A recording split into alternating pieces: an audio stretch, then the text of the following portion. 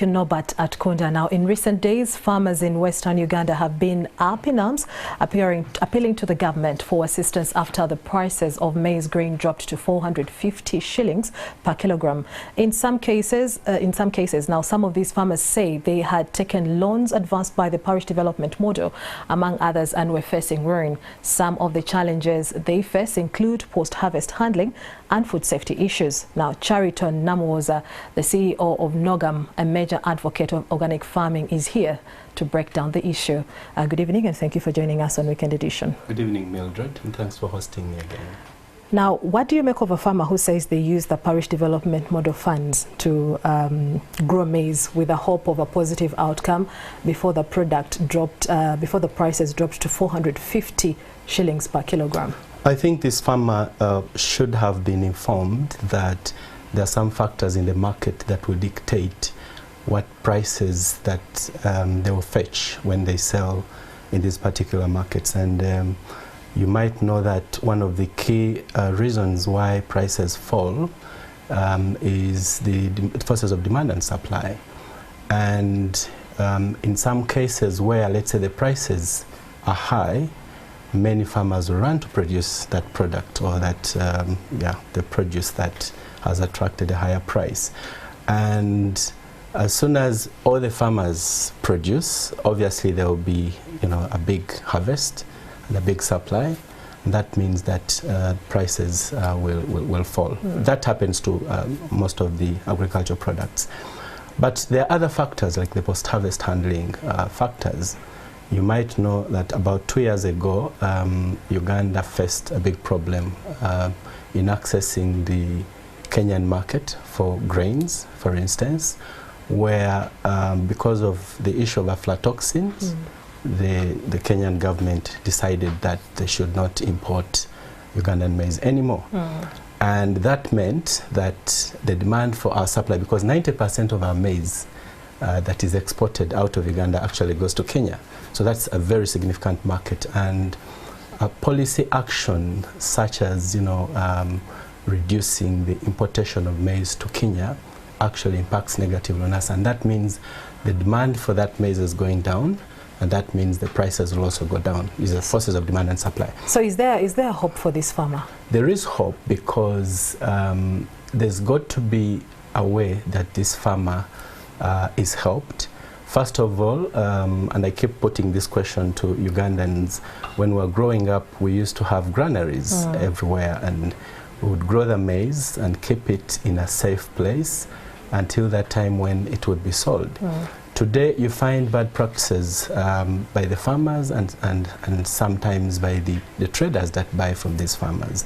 So we've got to help these farmers now establish what we call modern granaries that are necessary, to ensure proper storage of this maize, and therefore ensure good quality, because good quality ensures or increases our competitiveness in the market. That would help us to diversify into, of course, other export markets that will guarantee, continued demand. Because without demand, of course, with supply, you can't have the prices that the farmers expect. So we've got to now we've got to do everything possible to establish, the storage infrastructure at the farmer level, at the community level, and also at the national levels. Let's look at where this problem could actually be stemming from. Do you think that some of these challenges are related with government's failure to address some of the farmers' needs? I think it's a combination of issues. We need policies, we need standards, we need laws that are necessary to ensure that the farmers and all the other actors, the traders, the middlemen, follow certain rules and standards, and that will guarantee compliance. What are some of these laws that you're looking at? So as for you to have quality produce, because time and time again the farmers are under pressure to produce quality products. The food safety, the aflatoxin law, the organic bill that encourages farmers to grow, the organic laws that will encourage farmers to do everything possible to comply with the organic standard. And in the organic standard, it's very clear what farmers ought to do to avoid such issues. Food safety law, where farmers will be required to follow particular practices, and when, of course, they don't comply, of course, there are consequences. So we need a set of policies and laws and regulations that are necessary to ensure that there is order. Order at the farm, order during storage, order in the warehouses, where we use allowed, post-harvest handling equipment, the right machine for processing, the right bags for storage, and all these things. So it's a combination of different things. Okay, so finally, let's talk about food safety. You have been already highlighting that, but especially around the good quality organic seeds. What can farmers do to get them as we conclude this conversation? Yeah, we need to now empower, first of all, farmers to produce good seed. We need to empower companies that are involved in the trade to produce the right seed.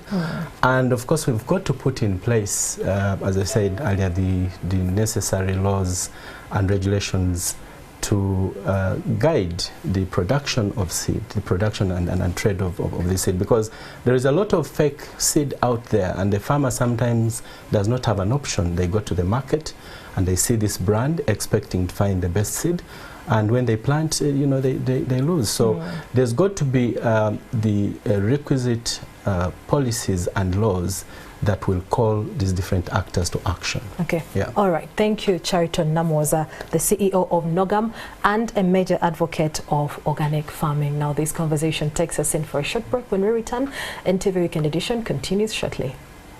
Still